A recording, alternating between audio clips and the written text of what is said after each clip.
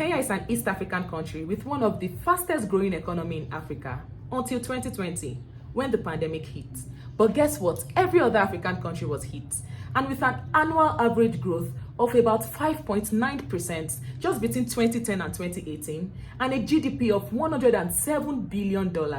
At present, Kenya is maintaining the biggest economy in East Africa. But today I'm here to give you 5 reasons why I believe that by 2030, Kenya wouldn't only be maintaining the biggest in East Africa, it would be the African richest country that you would see on Google when you type it in.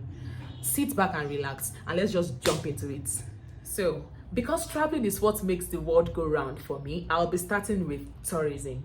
Now, I'll give the facts why Kenya is what comes to most people's minds when they go like, oh, I want to visit Africa. Like, it's always Kenya. And I'm going to tie it to why I think that tourism plays a fat role in making sure that Kenya becomes Africa's richest country by 2030.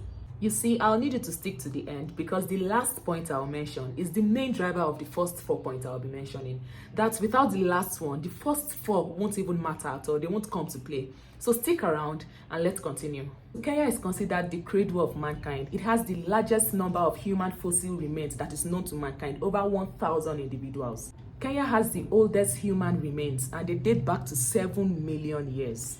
Kenya has provided more information about early human physiology than any other country in the world.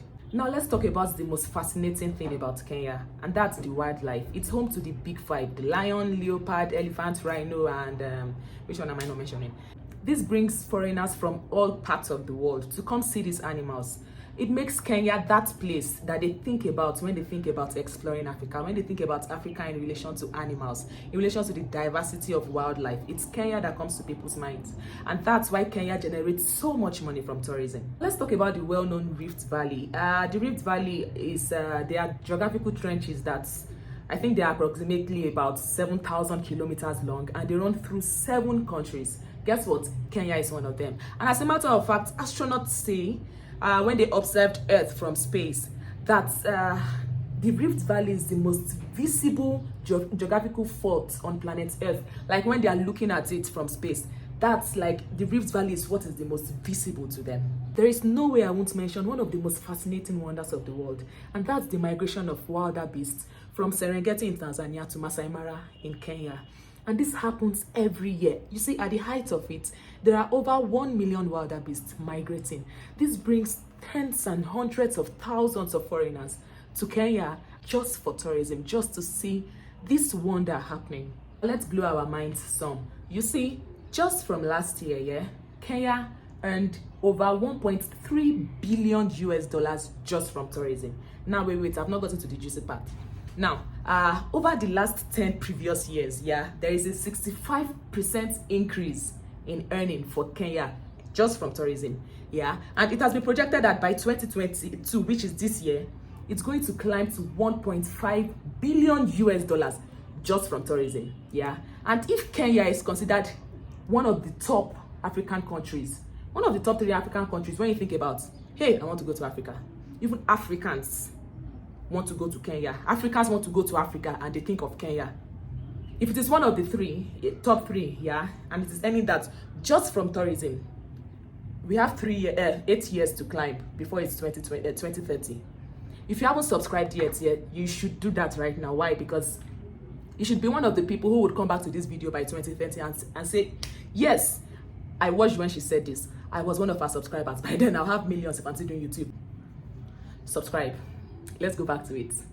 So from just tourism, Kenya has made so much money. It's time to jump. Let's talk about finance and investments. So for any government to thrive, it can't only thrive through government investments. No, private investments go a long way in determining what country thrives. Now, the thing Kenya has done is to provide policies that make it easy for people to gain access to loans. It has subsidized loans. So it is easy for Kenyans to get loans, to build businesses. It's easy for SMEs to make money, to be productive. It's easy for growth, for sustainability of finances.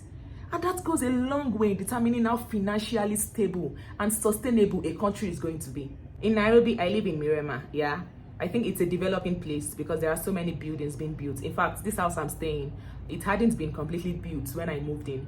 I think the down floor wasn't even completely built, but I moved in. It got built. It got completely built in about a month.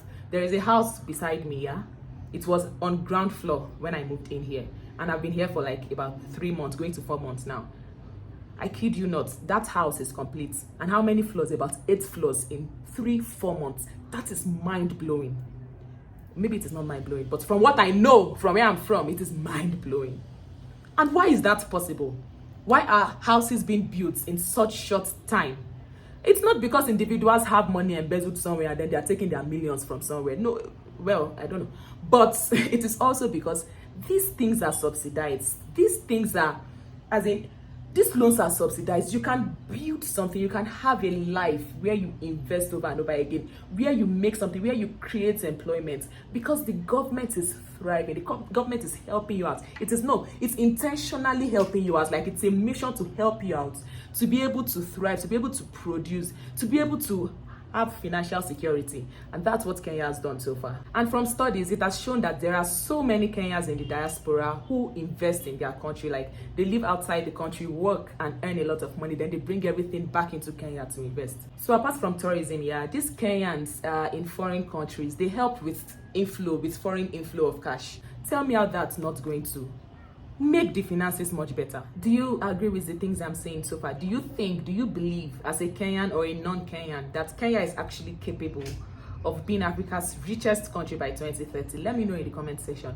Is there something you disagree with that I have mentioned? I would love to hear what you have to say. I would love it, because these are my opinion as a Nigerian. Do you get? You would have your opinions. You would have your conclusions. These are my the little things I've known about Kenya in 7 months. I traveled through Kenya for about 4 months before I decided to move here just 3 months ago.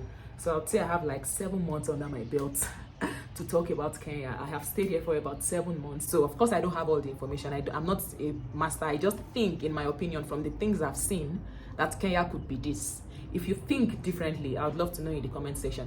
And if you haven't subscribed yet, what are you waiting for? I'm sure you've been waiting for me to mention agriculture, because there is no way I'll talk about Kenya's wealth without mentioning agriculture. There is no way agriculture won't play a huge part in making Kenya Africa's richest country by 2030. Now, according to statistics, it shows that 33% of Kenya's GDP is generated from agriculture.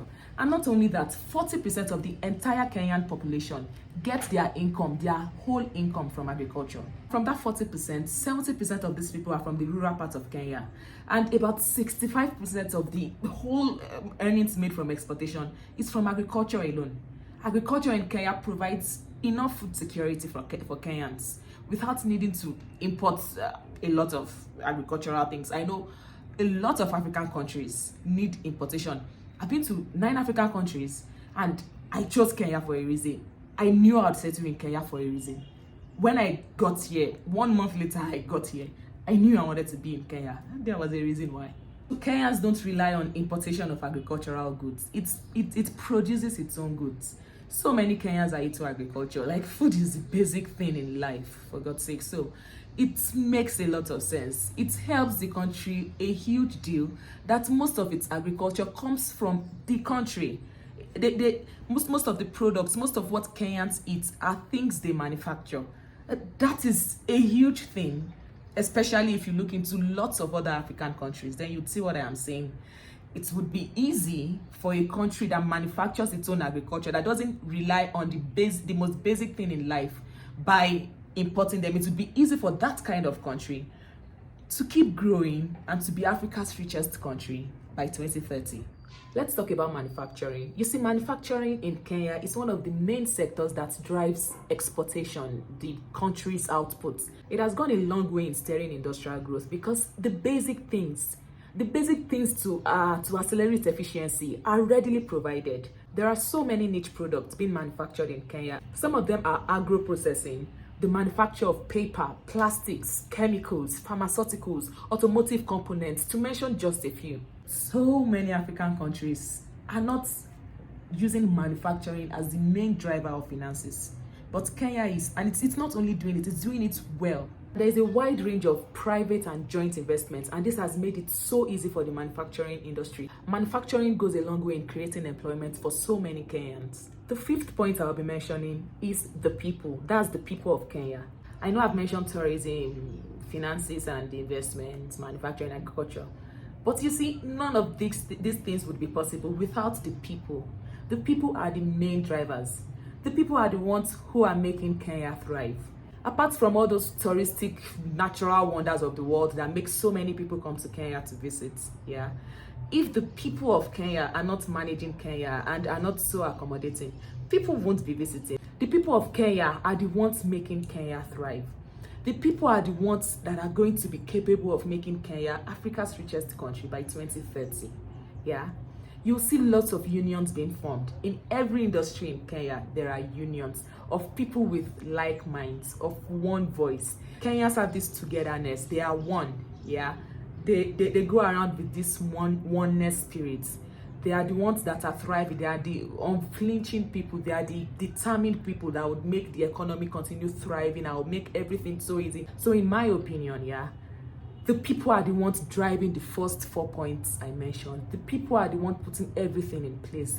The people of Kenya, yeah, are the ones that could make Kenya Africa's richest country by 2030. If you got any value from this video so far, can you hit the subscribe button down there? I would be so happy. And if you can hit the like button as well, I'll be so happy.